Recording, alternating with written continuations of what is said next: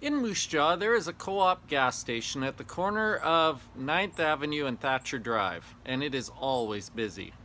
It's right near the Trans-Canada Highway, so all kinds of people jump off the highway to get fuel there. People from town are lined up, and it was really busy about a month ago when I stopped there. So I chose what looked like about the best line, and I sat there and waited. As I waited, I watched people come and go, and I noticed this older lady pull up. She pulled up in this old car and got in line, and as I looked at her, I thought, look at that old bag. She just looked so grumpy. And as I watched her, she sat there for a little bit, and then she backed out of the line she was in, and she went to another line and sat there, and I thought, this old lady is just gonna lose her nut. She's really upset. And then, as she was sitting there looking super grouchy and super mad, this kid, one of the attendants, came by, and just as he walked by her, she rolled down her window. And I thought, you know what? If this lady takes this kid's head off, I'm gonna lose it. Like, she has no right. Everybody's waiting. Why is she special? Why does she get special treatment? Why does she think she can yell at this kid when it's not his fault she has to wait? And so I sat there and watched, ready to defend this gas kid and ready to tell this old lady off if I had to.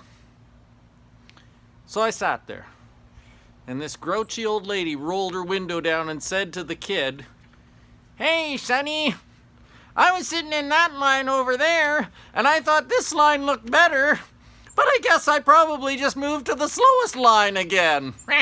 And she starts laughing. And then she says, if I'd stayed over there, I'd probably be done by now, but I moved over here and now I'm stuck. Oh well, what else do I have to do? Have a great day, son. And I was embarrassed, because I had looked at her and thought, she's got to be grouchy. She had this really grouchy face. She really looked like she was mad, but really, she was as sweet as could be. She was laughing and teasing the kid and happy as could be, and when they finally pumped her gas, she tipped him and away she went, and she was great, and I thought she was rude. I'm sad to say I do that quite often. I assume the worst about people. I'm ready to fight right now, and there's no reason for it. In fact, even when there is a problem, my assumption that people are trying out to get me or they're out to make my life miserable only makes the fight worse. Even when I am right and need to correct somebody, sometimes I gather up all my anger to rip their head off when really that doesn't help at all. In fact, I read a thing the other day. This guy said, when you need to confront someone, do not do it until you've gathered your love for them. Boy, that's good advice. As I said, sometimes before I confront somebody, I gather my hate for them. I gather up all the horrible things they've ever done to me, or things I think they've done to me. I gather up all my arguments. What if I gathered up my love for them first? If I did, those conversations would probably go differently. That lady at the gas station in Moose Jaw reminded me that I need to change how I think about people. I need to watch how I think about people.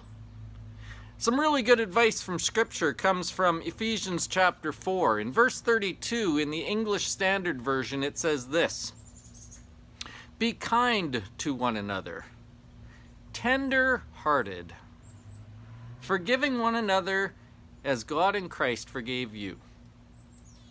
Now, I have nothing to forgive that lady for. I had no association with her other than that one thing.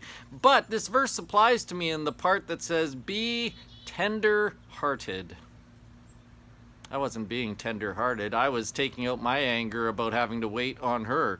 I was assuming some bad stuff about her that wasn't even true. I was judging her before I even knew her. What would it be like if we went through the world, rather than being defensive or aggressive, what if we went through the world being tender-hearted? Probably would make most of our interactions better. Probably make me better. Probably make my days better. Be kind to one another. Be tenderhearted.